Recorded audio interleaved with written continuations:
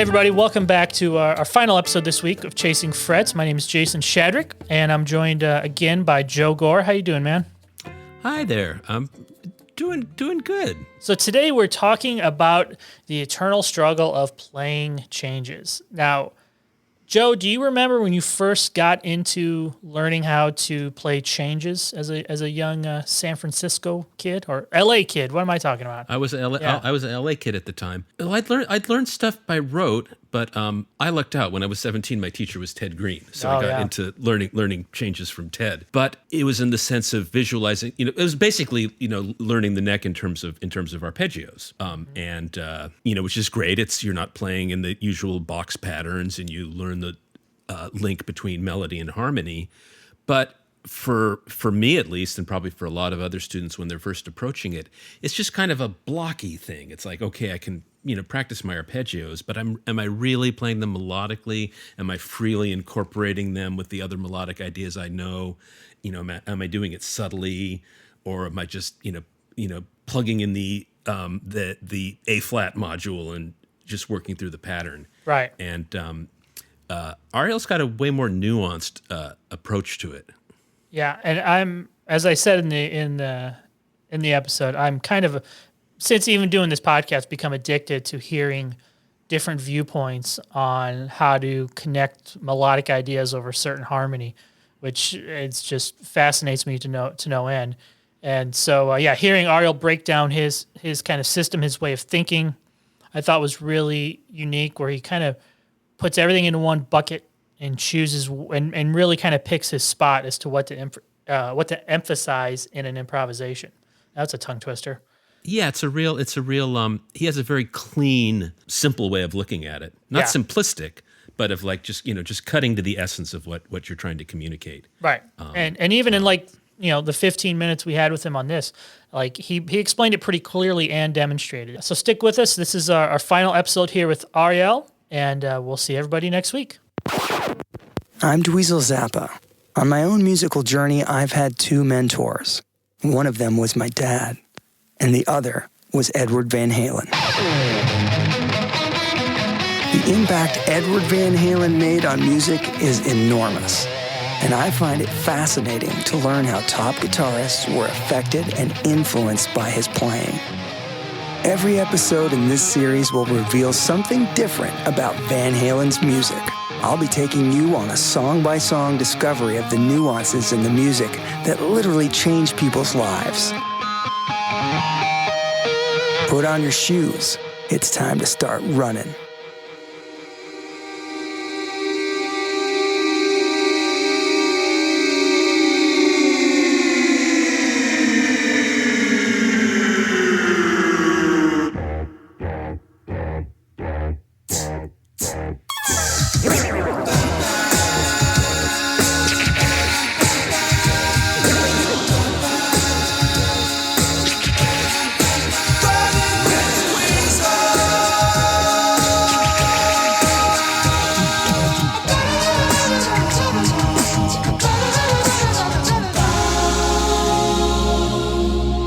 Running with the Dweezil is found exclusively at dweezilzappa.com, a reward music-powered artist site. All right, Ariel, I have a confession that I'm kind of addicted to learning about how other guitar players not only view the fretboard, but view playing through changes and not just applying the add blues scale here method of soloing, which I do like and it has its place. But I'm such a sucker for snaking through changes in a melodic way. And earlier this week, you touched on jazz and some more sophisticated blues players. But early in your development, when did you kind of unlock the secret that you could change along with the chords as they're going by instead of finding a one-size-fits-all soloing method? Well, I think I tried to find the secret from the very beginning. And I think I'm still trying to find it, and I'm still trying to unlock it, but I've made some headway, I think. And there are a lot of ways to approach it. Again, this is the beautiful thing about how everyone's got their own thing.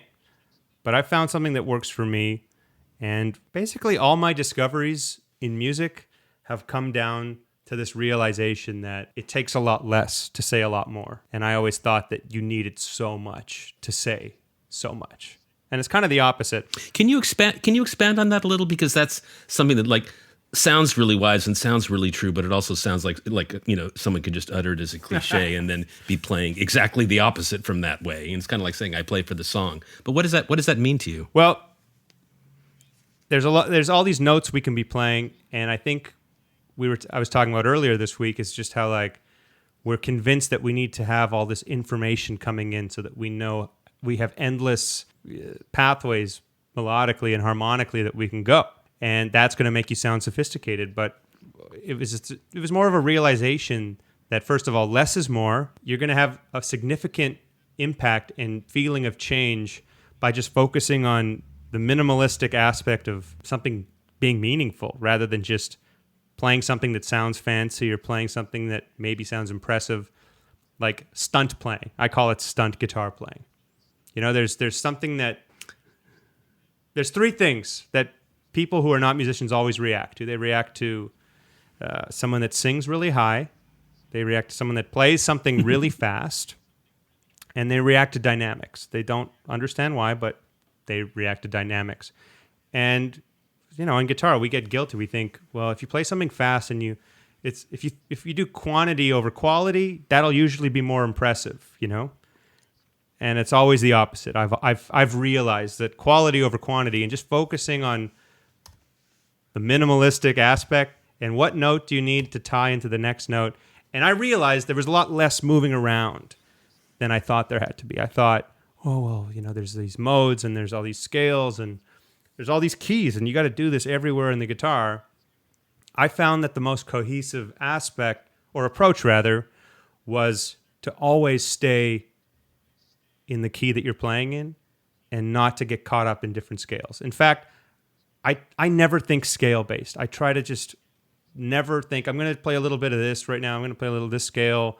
I don't think modal at all. Subconsciously, I play modal, I guess, It's just, for me, personally, someone saying, are you playing a Mixolydian there?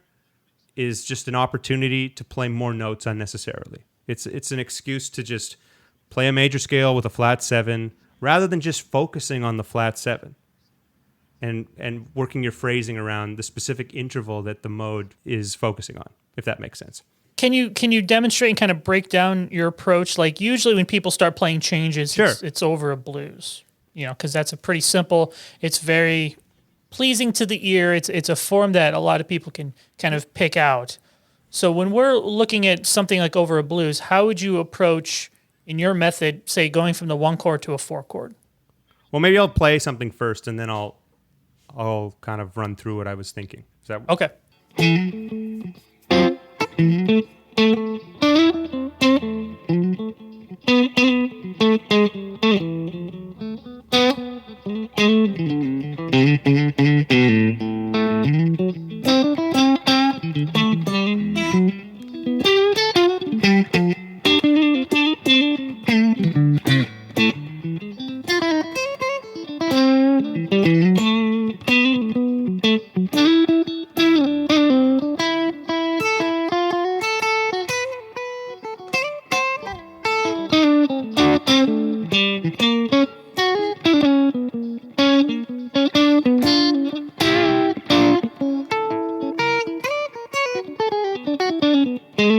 Okay, so that second one was more like jazz blues changes, obviously. Mm-hmm. So the way I'm thinking about it, that was an A, for those wondering. A dominant is what I'm thinking. So I'm not thinking A Mixolydian. I know that I can use pentatonic, and I basically think of minor pentatonic and major pentatonic as one scale. And if you really think about it, it's basically a major scale with a flat 3, with a flat 7. It's all the same thing. And I just visualize, rather than a scale, I just visualize all those notes. So if you think about all the notes, that's just an arpeggio, major pentatonic, minor pentatonic, major scale. It's all the same notes. Push or pull, 1 or 2, like variations. Those intervals make up the sentences I'm trying to put together. Rather than just playing words or, certain words at a time, you're just using those to make sentences. And I find that I try not to use scales because what I'm trying to say is I am using scales, of course, but I don't focus my attention to thinking, should I be playing the major pentatonic now? Should I switch to the minor? It's all the same thing to me. And I know that a lot of people get caught up in thinking about that. Maybe it's because they're not fully comfortable on the fretboard yet. So I call it scale-itis. Like when all you want to do is this, but to get there, you got to go. Or the other way, you go. Rather than just, I want to play that 4 to flat 3 and just landing right on it. So I want to omit any of that. I never want to just play a note that doesn't matter or just because my hands are taking over and playing muscle memory. So A dominant is what I'm thinking the entire blues. Now, when the chords change, you were asking about going to the 4 chord. When I'm playing unaccompanied here, so there's no band, there's no track. First of all, I want to focus on making it feel good. So right out the gate, I was kind of trying to put a bounce on it.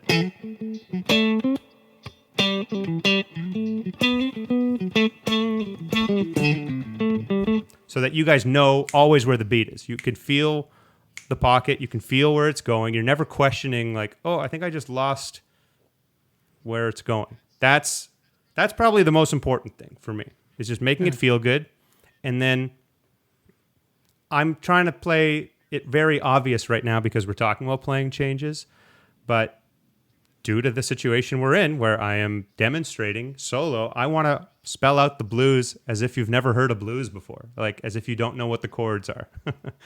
So in that case, I know that if we're going from an A7 or to a D dominant, right? So I like to focus on the third of each chord. I think the third is going to be your best friend. And for those that don't understand, I'm talking about specific intervals of each chord. Now, when the D7 happens, I'm not switching to D mixolydian or D pentatonic. I'm still staying in the root. I'm staying in A. I'm just wanting to go to the 3 of that chord and then come back to the A, to come back to the root. So I know right at the gate that, okay, the 3 of the 4 chord in relation to the root is the 6. So in my mind, I'm going, okay, I'm going to find a way to get to that 6 on the downbeat where the 4 chord happens, and then I'm going to come back and play in the root. And then when it goes to the 5 chord, I also know that, okay, that's the natural 7. The 3 of the 5 chord is a natural 7 in relation to the 1. So if I play that natural 7 anywhere else in the blues,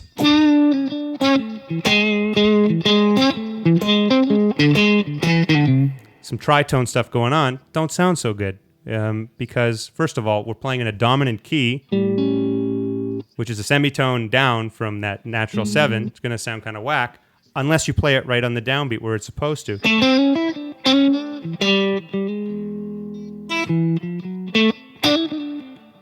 Right? So then it just becomes a matter of, okay, how can I string my notes together to make sure that I don't sound like I'm playing regular root-centered stuff and then just jumping onto an interval like this. You don't want to be doing this.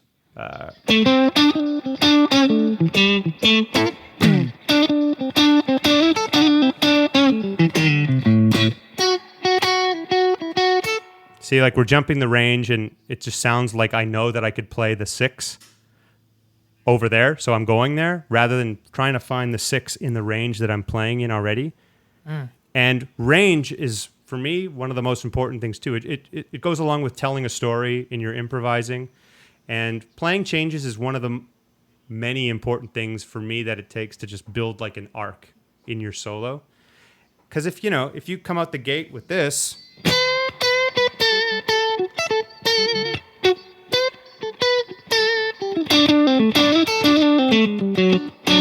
yeah, the notes are all good and the whatever is great, but if you're starting up here, you kind of don't have anywhere else to go except here. And that's your ceiling. You're stuck dynamically. You either have to keep your momentum and your energy up, or you just end the solo. So I find it very important to like start lower if you can. and take your time with it and build up to something and make that payoff feel so much more satisfying with your range. So that's why it's important also with the chord tones I'm trying to play. If I'm playing down here, like I was saying,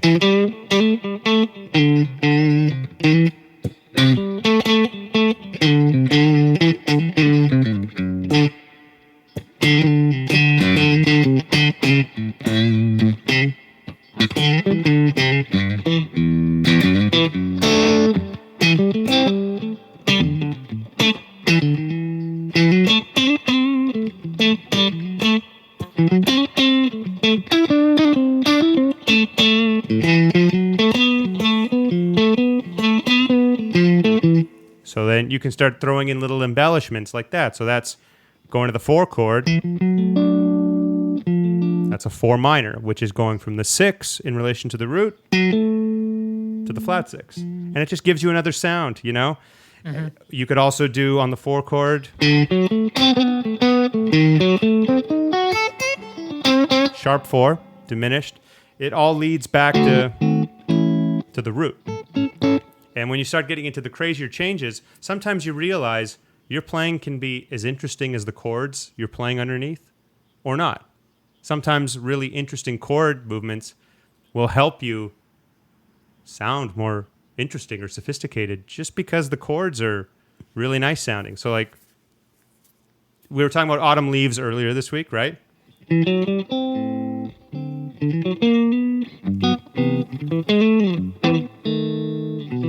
Don't hate me, proper jazzers, but I'm playing it in E minor.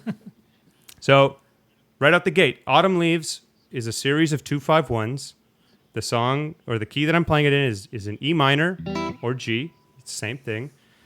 We're going from A minor, D, G, which is a 2-5-1 in G, to the C major, and then a 2-5-1 in E minor, F sharp, half diminished, B7, E minor.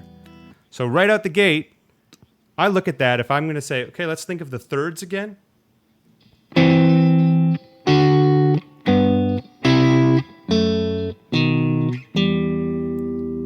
All those notes except the I guess it's technically the E flat, all already show up in G major. So rather than thinking, A minor scale to D dominant to, it's actually all E minor / G, but you just need to know what those thirds are in relationship to that key, and you can find that it'll sound like you're saying a lot more when you're really just playing in the one key. You're just landing on those right chord tones at the right time. So 3, 4.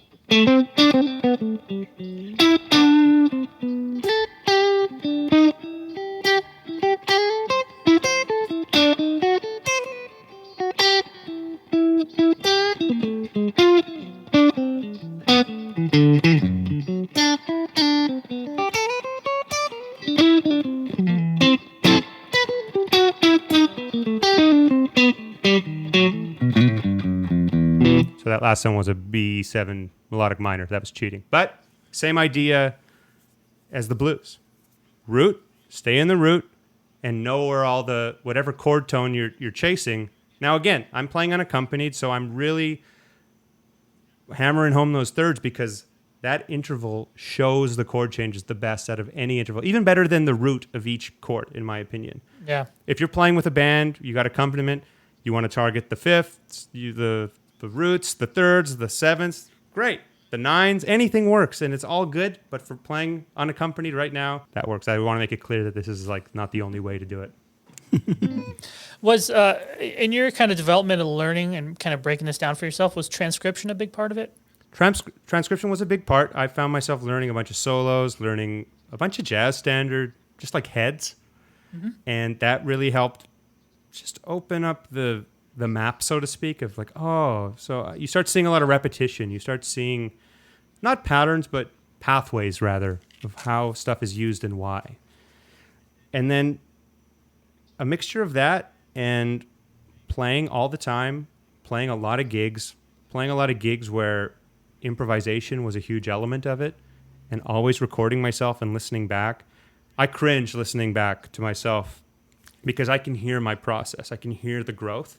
I can hear all the mistakes. I can hear the things where now I go, oh, if I only just knew that you don't have to play those bad notes. Those notes don't matter. Oh, don't do that. You know, that's all part of the I know, but come on, aren't there times when you listen back to yourself and it's like, oh, that was not nearly as awful as I thought? I'd say 20% of the time, like all seriousness, 20% of the time, or maybe 10% of the time I'll go, yeah, that's actually kind of great.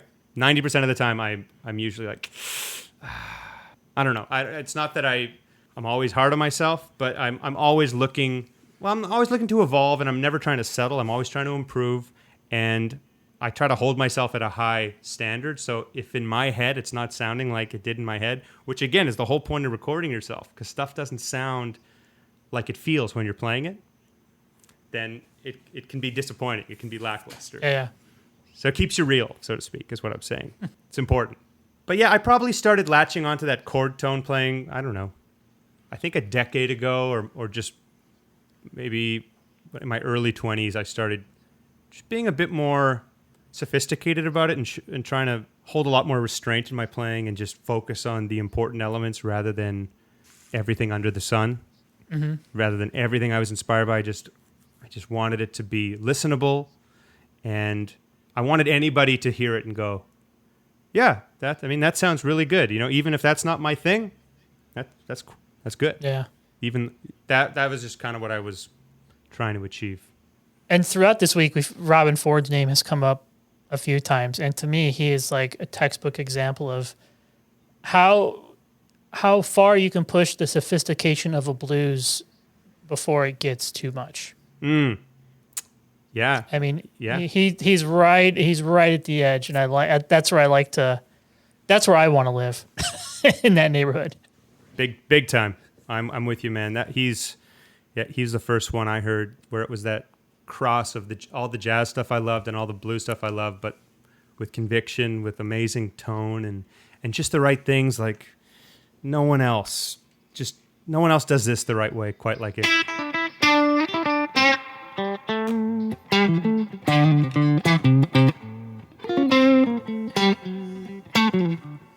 You know, sounds nothing like Robin Ford, but he's just a beautiful thing. I'm speechless. The first time I saw him live, he was playing with Phil Lesh, playing all Grateful Dead tunes. Oh wow, that would have been interesting. It was insane. It was them and Little Feat, and I was like, who is this guy? You know. And then I went back and checked out all of his earlier blues stuff. I was like, yep, this is right up my alley. Oh man, I would have loved to see a tour of like the Handful of Blues era band. Ooh.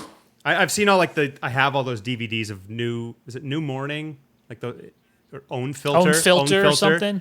Yep. Like in the Supernatural cycle, like early 2000s, and it's just so good. Ripping. It's ridiculous. Well, Ariel, it's been such a treat to hang out with you this week. Absolutely. And thanks for enlightening us and joining us this week. And what do you have coming up? You have new music coming out? You working on something new? What's going on? Well, I have a new single out that has come out on November 20th called Carry Me Home.